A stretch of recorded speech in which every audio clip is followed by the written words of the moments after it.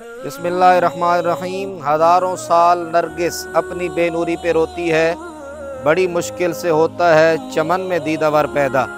सामाईन दी-वक़ार, आज फिर एक मरतबा आपके सामने एक मुख्तसर सी वीडियो लेकर मैं हाज़िर हूँ। हज़रात, आज जिस हस्ती का ज़िक्र खैर मैं आपके सामने करना चाह रहा हूँ किसी तारुफ़ की मोहताज नहीं है, जिन्हें वक्त का मुजद्दिद कहा जाता है, आलिम, फ़कीह, शेखुल हदीस और बड़े से बड़ा मुकाम जो मर्तबा बड़े बड़े लोगों को हासिल हुआ, अगर उनके लिए लगा दिया जाए तो इसमें कोई शक व शुबा और कोई की गुंजाइश नहीं होगी। वो फ़कीह आज़म, वो मुजद्दिद कोई और नहीं, मुजद्दिद वक्त, जिन्हें आला हज़रत कहा जाता है, इमाम अहमद रज़ा ख़ां फ़ाज़िल बरेलवी क़ादरी रहमतुल्लाह अलैह। इनको इस नाम से जाना जाता है। कायनात इस जो है वो नाम से जानती है।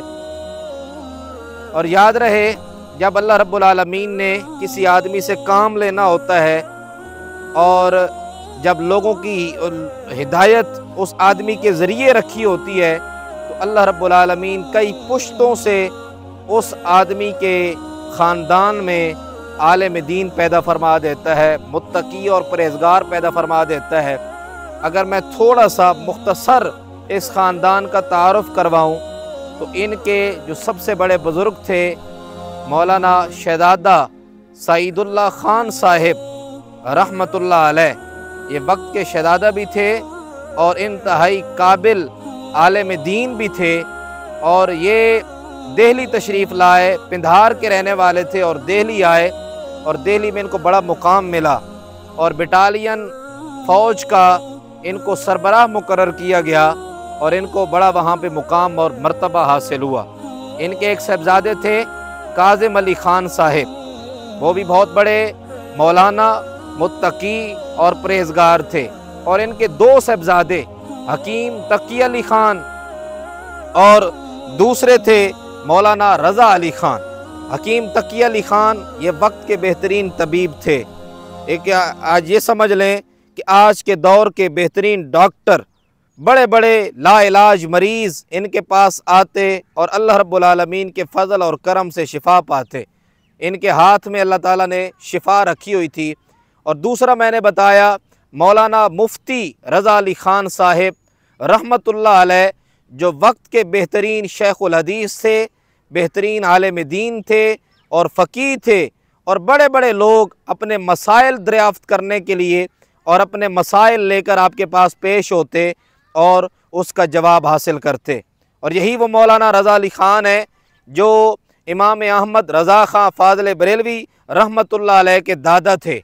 और यही वो मौलाना रज़ा अली ख़ान है जिनका खुतबा इल्मी आज जुम्मा और ईदैन में पढ़ा जाता है और वो बड़ा मशहूर लिखा गया है। खुतबा इल्मी बड़ा मशहूर है जो आज हमारे आइम्मा, हमारे उलमा, हमारे मशाइख जुम्मा और ईदैन की नमाज में पढ़ते हैं।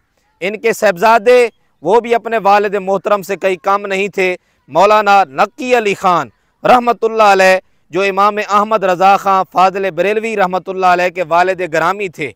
ये भी बहुत बड़े शेखुल हदीस और मुत्तकी, परहेज़गार, तकवा। और यकीनन ये एक कानून है कुदरत का कि जब वालिद और वालदा नेक होते हैं तो फिर बेटा मुत्तकी, परहेज़गार और आलिम दीन पैदा होता है। तो मौलाना नकी अली ख़ान रहमतुल्लाह अलैह एक बहुत बड़े आलिम दीन, शेखुल हदीस, फ़कीह और नेक आदमी थे और बड़े बड़े लोग आपसे मसाइल जो है वो दरियाफ़्त करने के लिए आते थे। आप ज़रा अंदाज़ा करें कि ये ख़ानदान एक अरसा दराज से दीन की खिदमत में चला आ रहा था। फिर अल्लाह रब्बुल आलमीन ने उस वक्त कायनात को मुजद्दिद अता फरमाया, जिस वक्त जो फितना का दौर था, जब लोगों को ज़रूरत थी कि अब कोई ना कोई हादी, कोई ना कोई रहबर, कोई ना कोई मुर्शिद आना चाहिए जो लोगों को सीधी राह जो है वो राह दिखाए, सीधा रास्ता दिखाए। अल्लाह रब्बुल आलमीन ने इस कायनात के ऊपर, इस धरती पर, इस बर सग़ीर पाक व हिंद पर अल्लाह ताला ने करम फरमाया कि अल्लाह ताला ने मौलाना मुफ्ती इमाम अहमद रज़ा ख़ां फ़ाज़िल बरेलवी रहमतुल्लाह अलैह जैसी शख्सियत इस कायनात को अता फरमा दी। और जब आप पैदा हुए जब आपका लड़कपन और जवानी का दौर था, उस वक़्त से फितने सर उठा चुके थे। एक तरफ गैर मुस्लिम थे और दूसरी तरफ जो है वो अपने अंदर ऐसे लोग पैदा हो चुके थे जो लोगों के अकायद को ख़राब कर रहे थे, जो लोगों को जो लोगों के ईमान को ख़राब कर रहे थे और बर्बादी की तरफ लेके जा रहे थे। और ये भी कुदरत का कानून है कि जब भी कोई ऐसा वक्त आता है तो उस वक्त अल्लाह रब्बुल आलमीन हज़रत इमाम हुसैन रज़ी अल्लाह ताला अन्हो के नक्श कदम पर चलने वाले जो है वो मुजद्दिद और आपके नक्श कदम पर चलने वाले उलमा, मशाइख और आप जैसे मुजाहिद अल्लाह ताला पैदा फरमा देता है।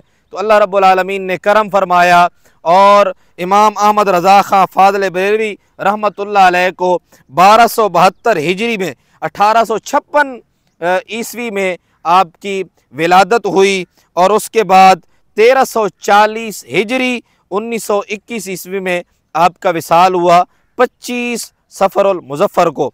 आज इसलिए मैंने ये सोचा कि हमारे इल्म में ये होना चाहिए, ये हमारे बुज़ुर्ग हैं, ये हमारे बाबे हैं, ये हमारे रहबर हैं, ये वो लोग हैं जिन्होंने इस कायनात के ऊपर मेहरबानी ये की कि इन भटके हुए लोगों को सीधा रास्ता दिखाया।